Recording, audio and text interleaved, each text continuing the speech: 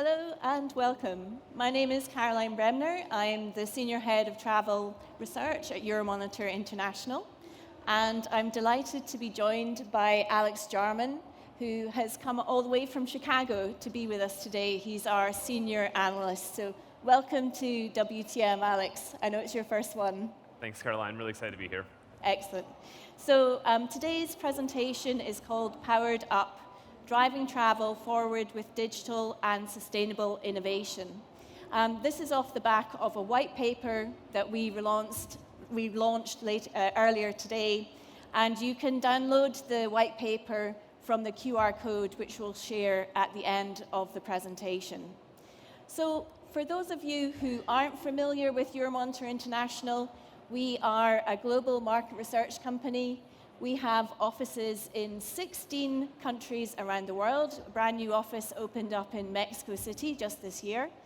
And we have an extensive network of research analysts covering over 100 countries. So that has been fundamental to keeping track of what's been happening in travel and tourism through the pandemic.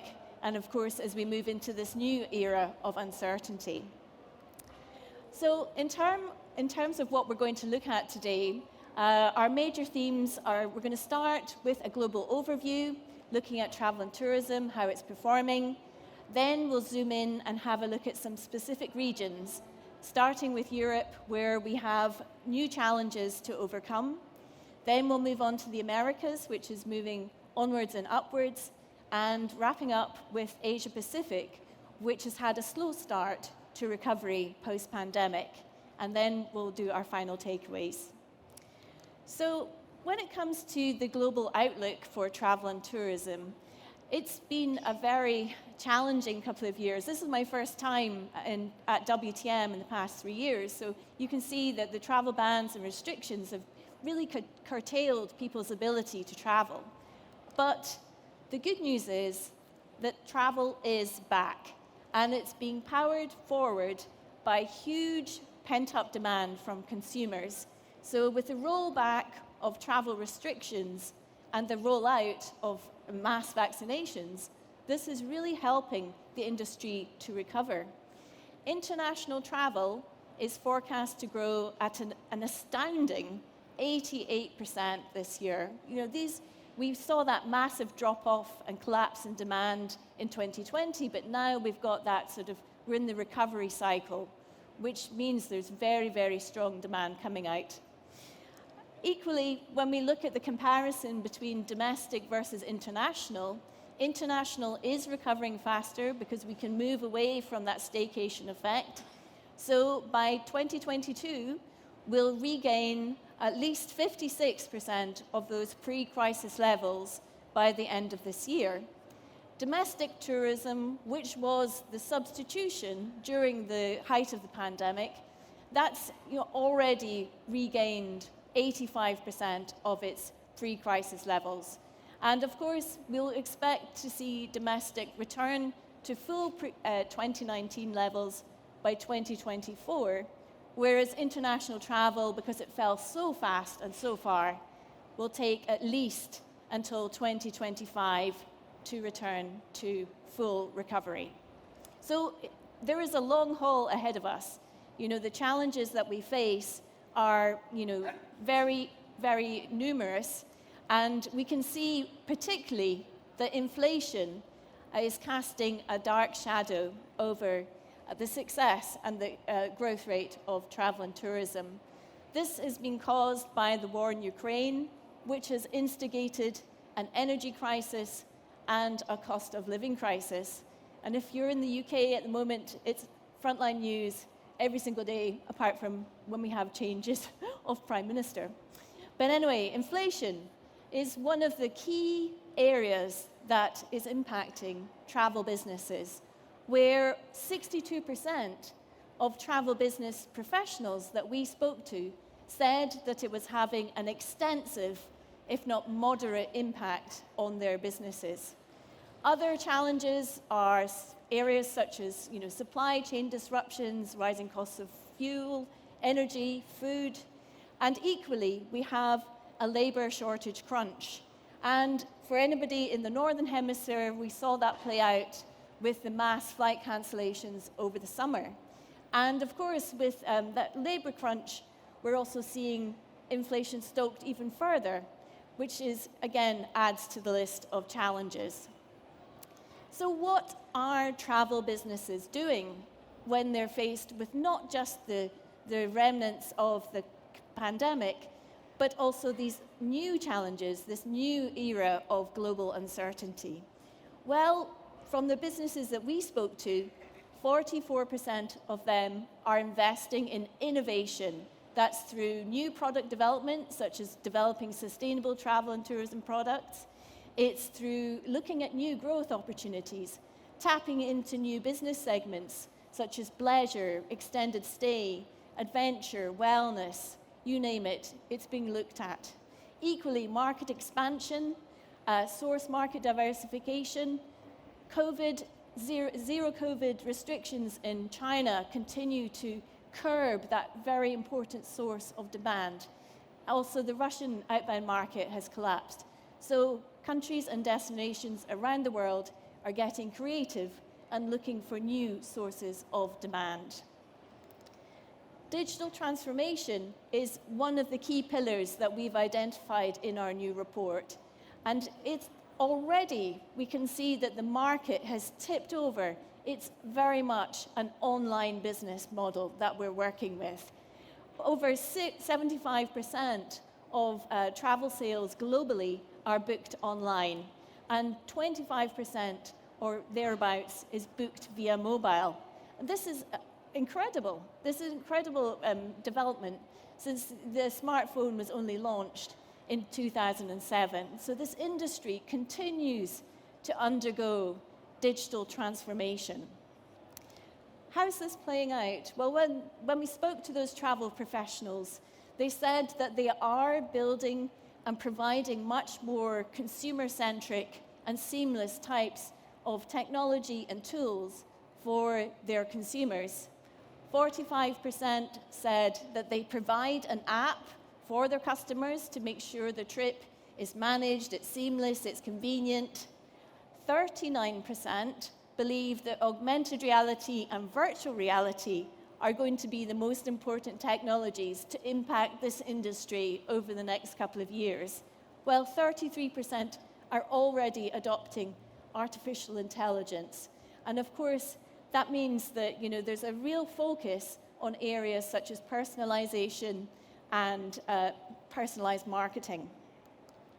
When it comes to the future technologies to look out for, over the next 3 to 5 years, the business professionals that we spoke to said that big data and analytics continues to be the #1 priority in how they're going to digitalize their travel business.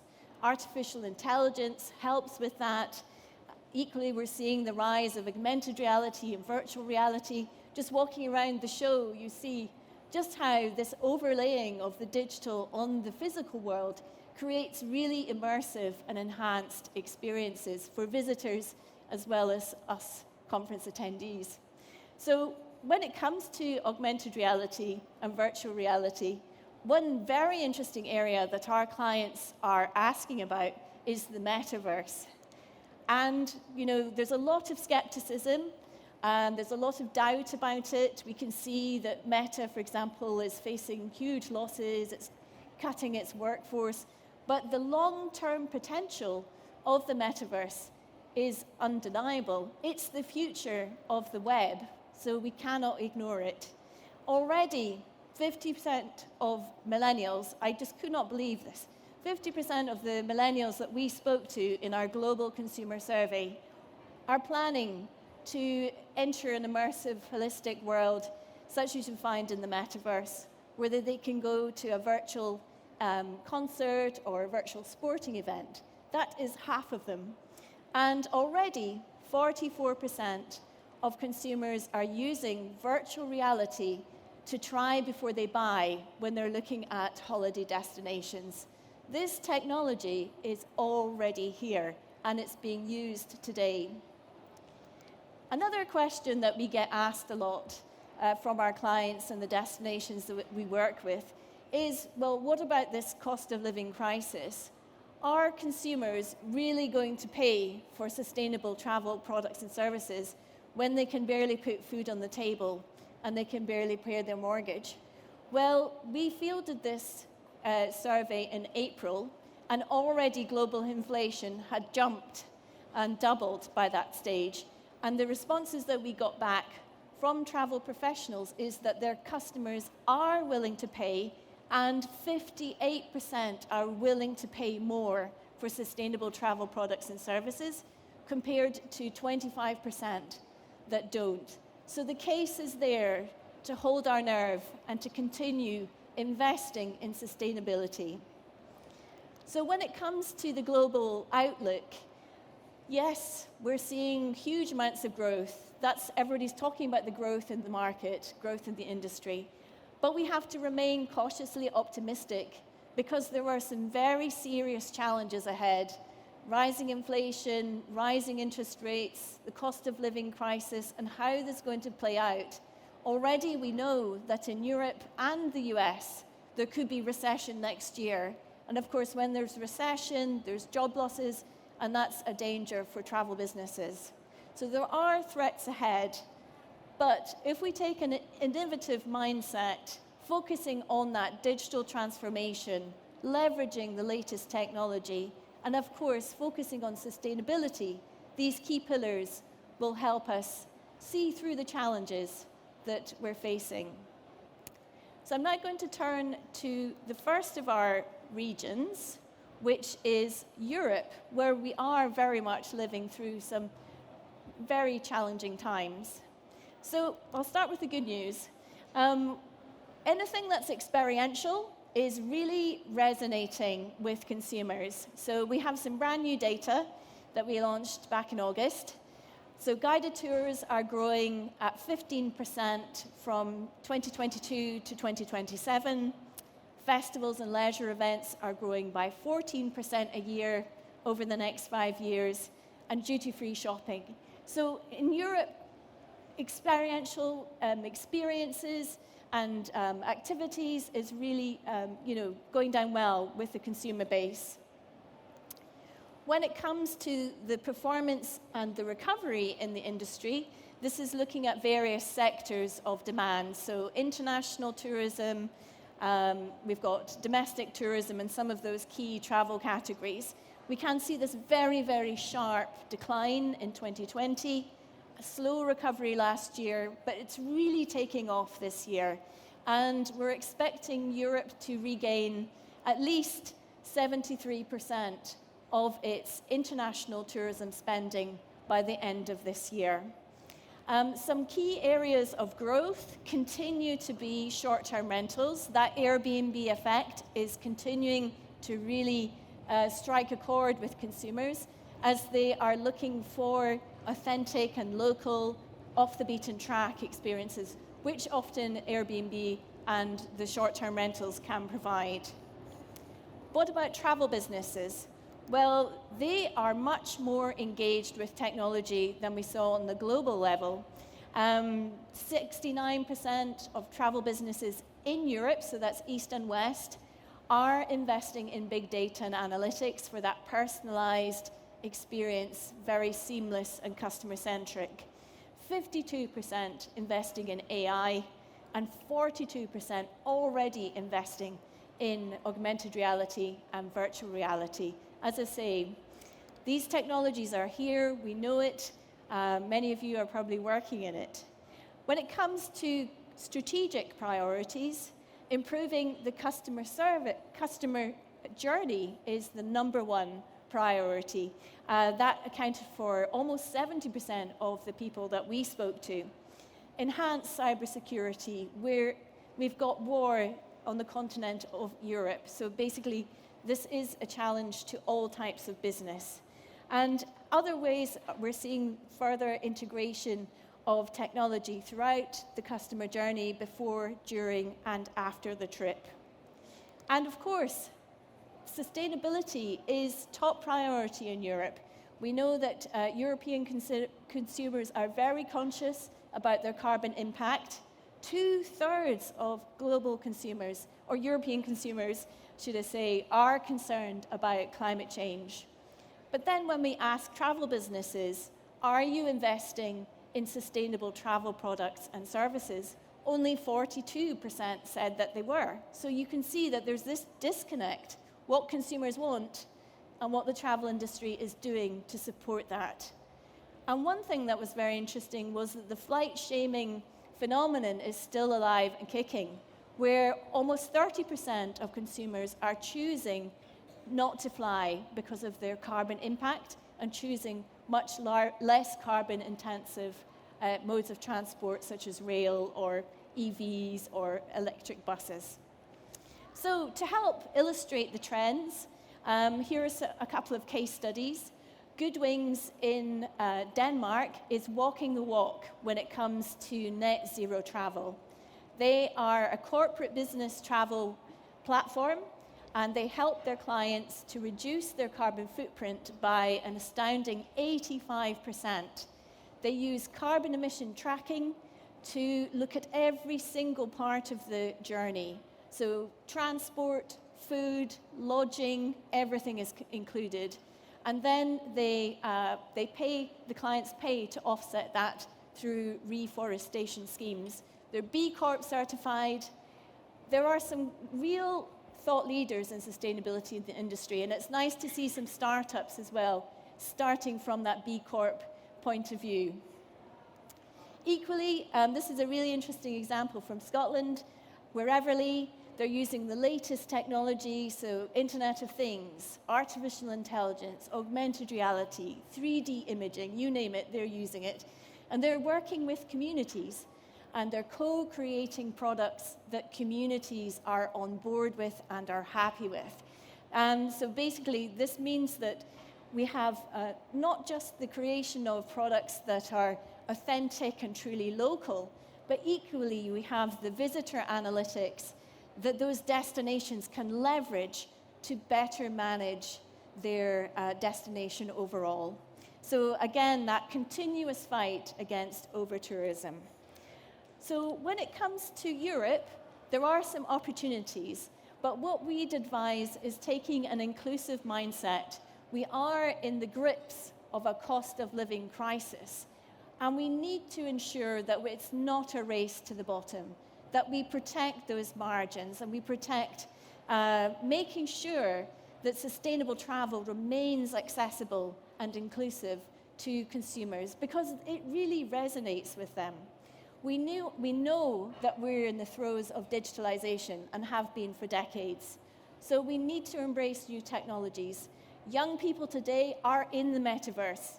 My kids don't even accept that they are, but I can see that they are. And so we need to meet consumers where they're at, and if that means moving into the metaverse to experiment and try some brand marketing activations, then we should try that. And of course, we need to ensure that our marketing is transparent. There are huge concerns about greenwashing in this industry. So using transparent marketing messages, giving consumers what they need, giving them the information that they need to see on carbon impact, that's so vital. Google, Booking, Skyscanner, all these guys are doing it, so we should all be doing it. So I'd just like to say thank you, and I'm going to hand over now to Alex to walk you through the Americas.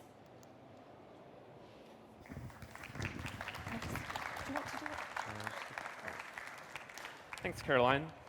Yeah, really excited now to be turning our attention to the Americas, where the recovery of the travel industry is really moving onwards and upwards quite nicely.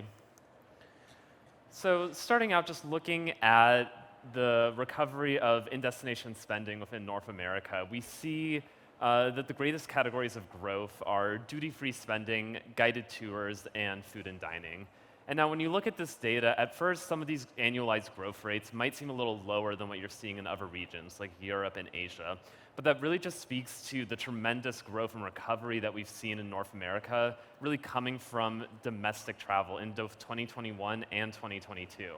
So even though we may be seeing some slightly slower annualized growth over the next 5 years in this region, really the travel industry has made quite a healthy recovery already within North America.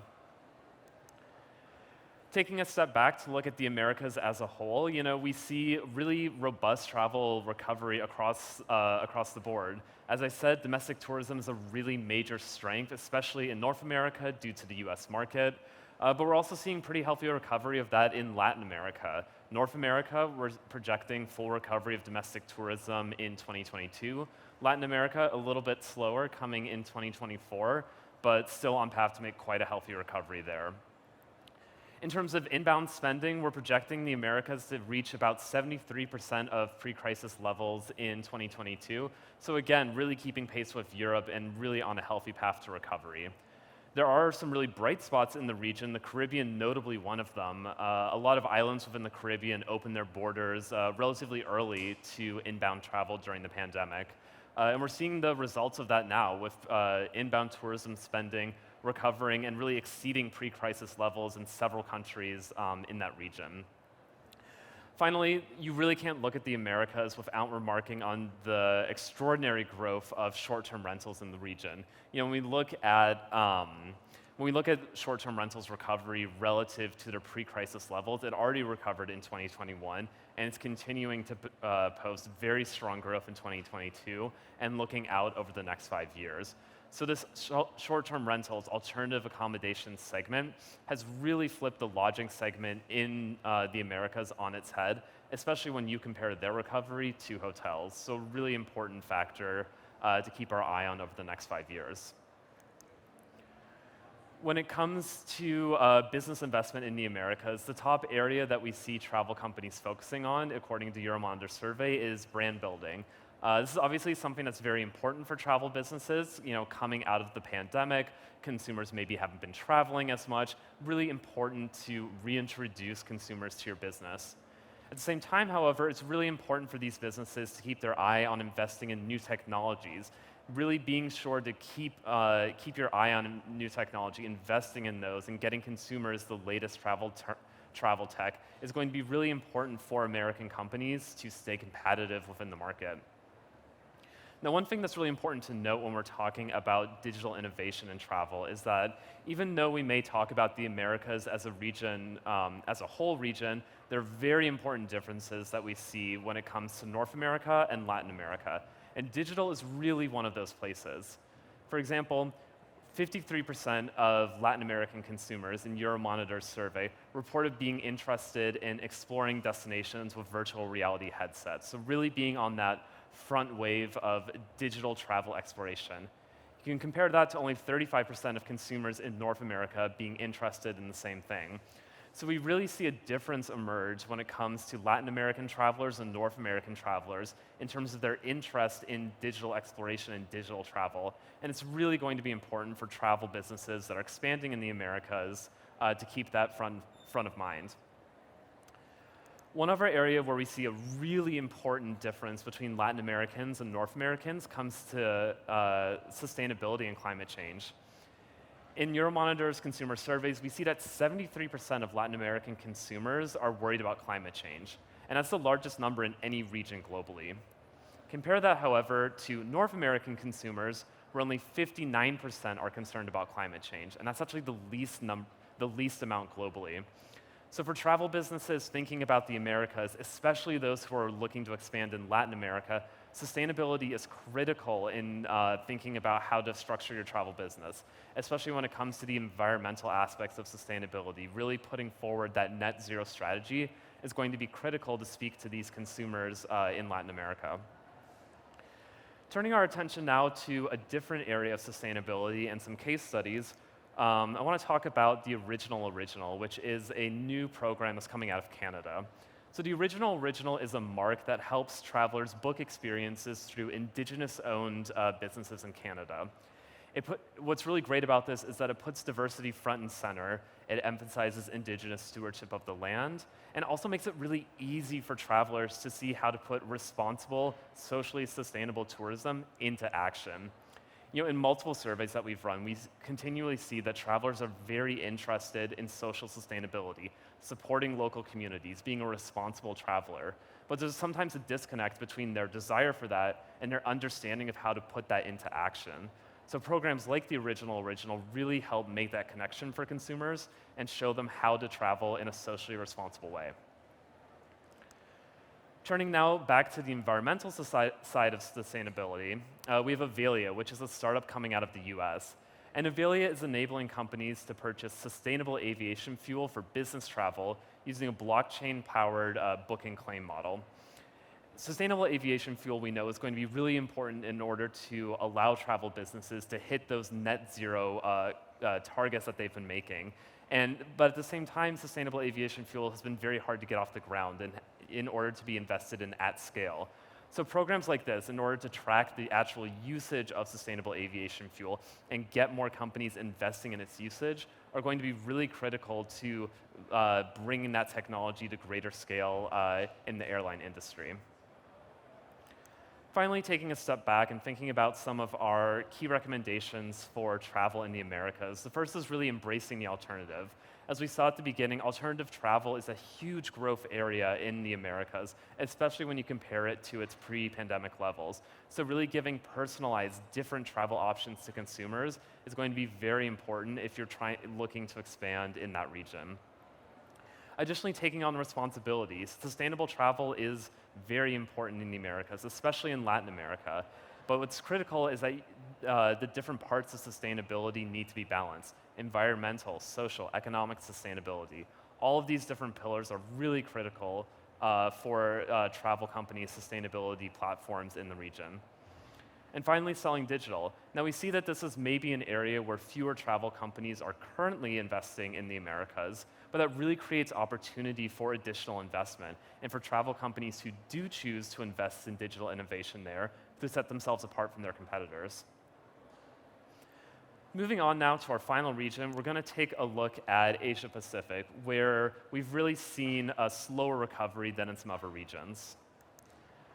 Starting out, again, with just some of the highlights of in-destination spending, we see that wellness, theme parks, and retail shopping are projected to be the greatest growth areas over the next 5 years. Wellness, clearly, far and away, is the largest category of growth here, and that's really due to the expected recovery of medical tourism in the region. At the same time, as in Europe, like Caroline was talking about, we see these experiential categories, theme parks, shopping, showing real growth in the region. So really that consumer interest in returning to the experience of travel is really bearing fruit here. Looking at the region overall, I think as we all know, Asia has been much slower to begin its recovery from travel restrictions in the pandemic. And that really comes to the cautious approach taken by many governments throughout Asia in terms of reopening their borders to travel. We've seen some progress made on this recently, notably Hong Kong, Japan, multiple markets in the region have recently reopened their borders. At the same time, however, we have China maintaining its really strict zero COVID policy, and that's cutting off a major and much needed source of demand for travel in the region, and is certainly keeping the recovery lower than where it might otherwise be. Overall, in the region, 2022 is still far below pre-crisis levels for inbound tourism spending. Euromonitor predicts that Asia Pacific is only going to see about 27% of pre-crisis level spending on inbound tourism in 2022. So clearly there's a lot of growth to be had there. The silver lining to all of this is that we are seeing about 188% growth over 2021 levels. So while we're still very far away from recovery, that growth is starting, and we really do expect that to continue pace over the next couple of years, now that many more markets in Asia have reopened their borders and are welcoming back international travelers. Thinking about Asia as a region, it's really important to keep in mind the digital-first mindset of both travel companies and consumers in this region. When Euromonitor surveyed travel professionals, we saw that over 52% of them said that their greatest priority for the region was investment in digital innovation. And that's really critical because we also see very strong interest on the part of Asian travelers when it comes to digital innovation. AR, VR, mixed reality, all of these types of innovations are proving very popular in the region. And when we actually look at Asian consumers who are already using virtual reality headsets, we see a significant amount, 48% of them, are using it to explore travel destinations. So we really see this large-scale interest of digital travel in Asia, and I think that's something that really makes Asia as a region stand apart from other regions when we're looking at the travel industry. Now, keeping on with this theme of digital innovation, I think a really exciting case study that we see coming out of the region is coming from Singapore, and that's M-Social. So what we had here is a company, Millennium Hotels, launching M-Social in what they're calling Decentraland. And essentially this allows travelers to take their avatar into the metaverse, stay with no limits, and really discover the hotel's platform in the virtual world. What I think is most exciting about this, however, is that travelers can earn virtual coupons when they're exploring Decentraland and redeem that for experiences at the company's physical hotels, so hotels in the real world. And so this really shows that when companies are thinking about their metaverse or their digital strategies, you don't have to go all in on either option. It's not 100% in on the metaverse. It's not 100% staying in the physical world. There's really a hybrid approach that can be taken here, and that consumer interest in hybrid is there. They're interested in these virtual digital experiences, but they still want to harken back to that physical core of travel outside of the digital world. For our final case study today, we're going to go to Cambodia and looking at Shintamani Wild. And this is a really exciting example of mixing traditional aspects of luxury travel with sustainability. So this is the resort in the middle of a wildlife refuge, and there's a lot of aspects of traditional luxury travel. Consumers arrive on zip line, there are spa treatments, fine dining is offered at the resort. But at the same time, sustainability is really put front and center throughout the experience. Guests can join hotel staff on poaching patrols. They learn about wildlife conservation in the region. So throughout all of these aspects of luxury travel, sustainability and conservation is really being weaved into the experience. So a really great example of showing consumers how sustainability is actually bearing out in their travel choices. Now finally, when we take a step back and think about important takeaways for travel companies in Asia, the first one really is blended experiences.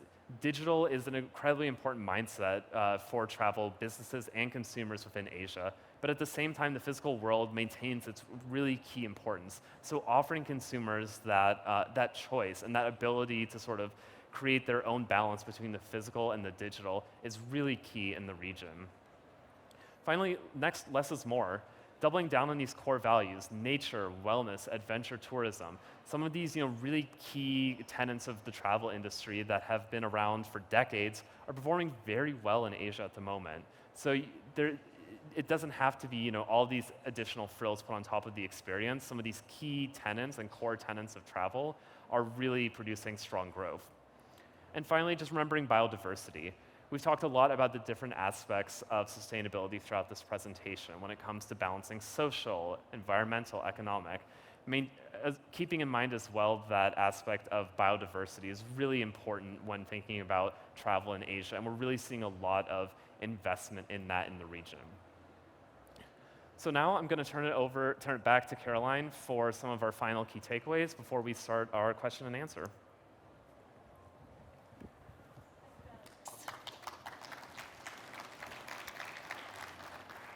So thank you for running us through the Americas and Asia Pacific. Truly fascinating insights there. So I'd just like to wrap up today. As I said, this is our first time back in person at WTM. It's been great to be with you. So for today's presentation and the white paper that we launched today, first of all, the message is, yes, there's growth, but there is this sense that change is a constant. And that one way that travel businesses are really trying to navigate the uncertainty and the turbulence that we're seeing in the markets is to double down on sustainability and digitalization as these fundamental pillars for positive change. There are opportunities out there in the market. We've touched on many of them today, such as those in-person experiences, whether it's guided tours, leisure events. Equally, we're seeing that the metaverse, it's very nascent, it's in its infancy, but it is an opportunity to unlock new ways of creating value for your consumers, being part of your digital marketing toolkit, and so that you can reach younger audiences in an area in the realm that they're living their lives. Equally, creating digital assets such as NFTs that can be shared and collected, again, creating new value for your consumers.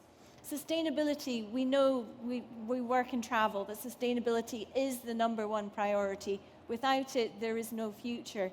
But we need to make sure that it's not an afterthought and that it is actually bolted in to the actual business model. There are so many different ways that we can do that. We can look to thought leaders such as Intrepid or the Travel Corp. We can work with the likes of the Travel Foundation. We can look to the World Travel and Tourism Council, the UNWTO. There's so many good resources out there, and of course, the Global Sustainable Tourism Council, just to mention a few of them. And of course, positive impact. We need to ensure that we are gearing up for a net zero transition. And that means that we have to, double down on reducing those emissions and giving consumers the tools that they need to make the smartest and most correct choice. Because ultimately, it's about protecting the triple bottom line: people, planet, and of course, profit. So with that, I'd like to thank you all for coming along today. It's been a great joy to be back with you. And Alex and I will take any questions that you have, and you can also download the report by scanning this QR code. Thank you. Okay.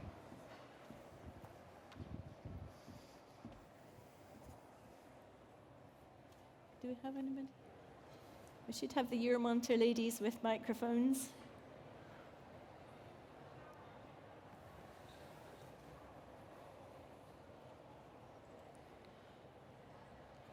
Any questions?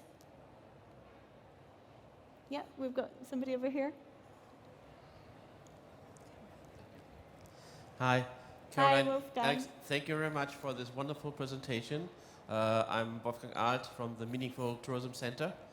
And in your presentation and in many other discussions, one of the key problems the industry has at the moment is very seldom mentioned, and that is staff.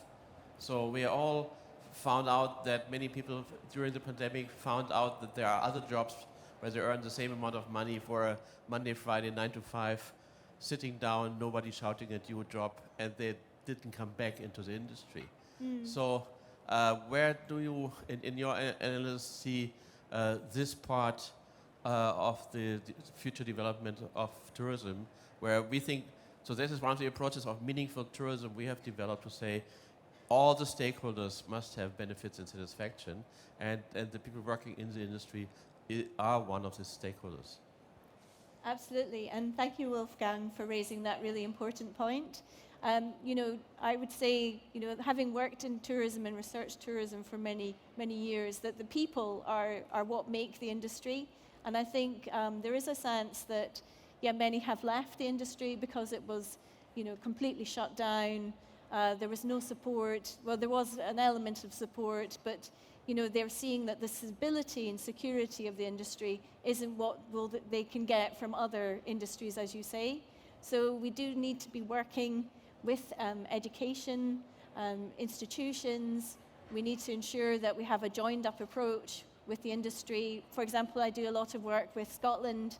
The Scottish Tourism Alliance have a very strong emphasis on regaining and retaining talent, and it needs to be bolted into the tourism strategy from the outset. So it's a really important point that you raise, but we regain the staff that we lost, but also we keep them, and we also provide a much more consumer-centric, staff-centric experience for them. And that it's not just young people. You can see that teleworking is really taking off for the tour operators and the travel agents. And it's all about making sure that people do have that work-life balance at the end of the day. Thank you. Oh, yeah.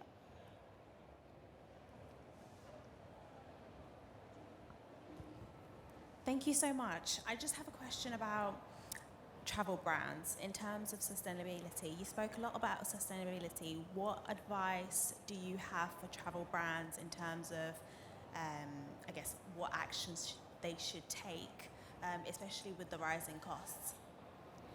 That's a fantastic question. Thank you. We definitely see that sustainability is a journey, and you have to get on the path to start that journey. But you're not alone, and there's so many people out there that you can work with that can help you. So if you are, a private company, then obviously you can work with, NGOs or charities such as the Travel Foundation. Equally, you can join a trade association that has strong environmental credentials. You can go and talk to the Global Sustainable Tourism Council. You can talk to the World Travel and Tourism Council. There's so many different resources out there. You can talk to the World Tourism Organization. Equally, you can come and talk to us at the end of the presentation, and we can share, for example, at the height of the pandemic, everybody was saying, our industry is destroyed, what do we do? How do we build back better? And I actually took a look at all the internal information that we have to hand at Euromonitor and created a sustainable travel index and looked at about 50 odd different indicators about what constitutes a sustainable operation versus a non-sustainable operation. So again, we're very open to having those conversations, whether you're a startup or a global brand. So fantastic question, thank you. Yeah, I think it's also key when you're thinking about sustainability to really make that clear connection for your travelers between what actions they can take and how it is sustainable. I think the average traveler wants to be sustainable when they're traveling, but they may not understand what sustainable travel actually means. So really just spelling that out very clearly across every stage of the journey and connecting their actions to sustainability can really make progress in terms of showing them what is sustainable travel and what isn't. Just remembering that they may need additional information in order to understand how to put these desires actually into action. Great point, thank you. Yep.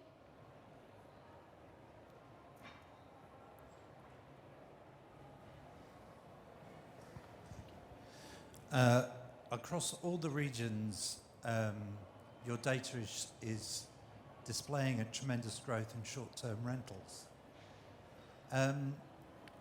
Does your data show that the hotel sector are directly impacted by that growth?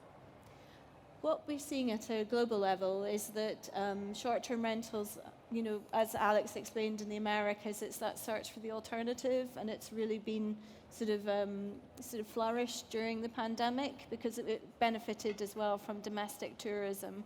So their recovery is much faster. So we expect them to recover fully by, this year, if not next year. Whereas the hotels are going to take longer, they're going to lag. But that's not to say that hotels are done for. It's, they're losing share to the short-term rentals. And when you look at the brand rankings, you can see Airbnb, larger than the likes of Marriott or Intercontinental.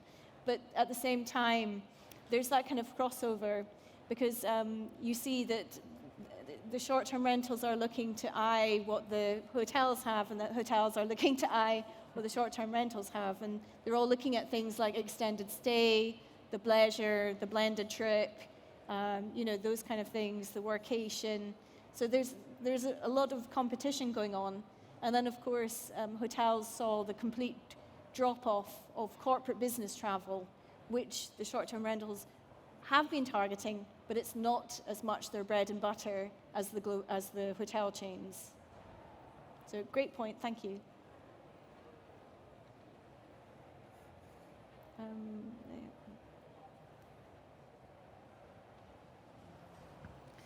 Hi, thank you so much for that presentation.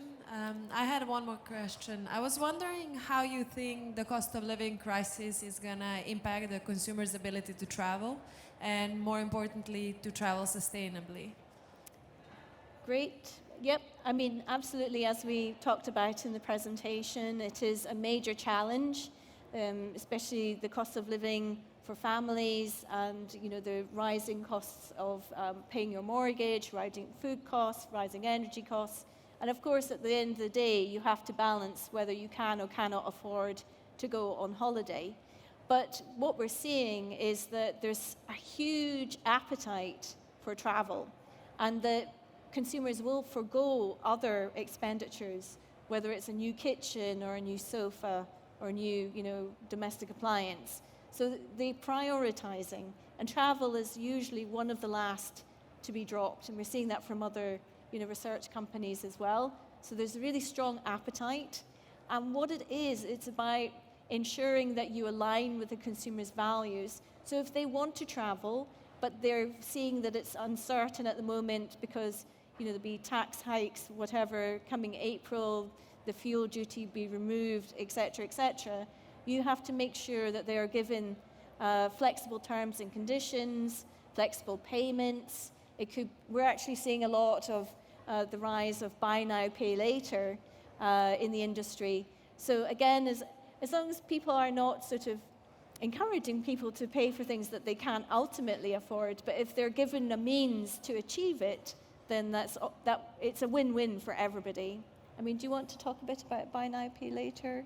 Yeah, I think the payment flexibility is such a huge component of making travel affordable. And we saw this buy now, pay later. I think it really started to grow in the retail segment, and a lot of consumers got used to sort of that function of making the purchase and paying it off in installments. Certainly not a new thing, but I think we've seen a lot of growth of it over the past 5 to 10 years. We're really seeing that transition now into travel and into these larger purchases for hotels and for airlines, And so now that consumers are really into that habit of using buy now, pay later, I think the potential for it to grow in a high-ticket industry like travel is really strong, especially as we're facing high inflation in the industry, which, certainly very high this year, but also expected to be quite high next year. Mm-hmm. Great, thank you, Alex. Any further questions? No? Great, well, thank you very much for joining us today.